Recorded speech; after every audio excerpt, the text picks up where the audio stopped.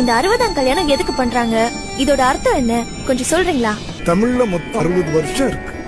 நாம பிறந்து 60 வருஷம் கழிச்சு நாம பிறந்த அதே வருஷம் திரும்பி வரும். இப்ப சோபகிருத ஆண்டு நடக்கும். இதே மாதிரி நான் பிறக்கும் போது இதே சோபகிருத ஆண்டு நடந்திருக்கும். ஒருத்தருக்கு முழுசா 60 வயசு கடந்து 61வது வயசு வரும்போது அவன் பிறந்த அதே தமிழ் வருஷம் திரும்பி வரும்.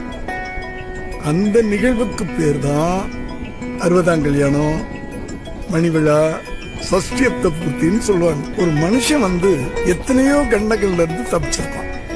அத்தனை கண்டத்துல இருந்து தப்பிச்சு 60 வயசு உயிரோட இருக்கிறதுன்றது கடவுள் கொடுத்த வரம் தானம்மா. அதுக்கு கடவுளுக்கு முதல்ல நன்றி சொல்லணும். ரெண்டாவது, எந்த பிள்ளைங்களும் அப்பா அம்மா கல்யாணத்தை பார்த்திருக்க மாட்டாங்க இல்லையா?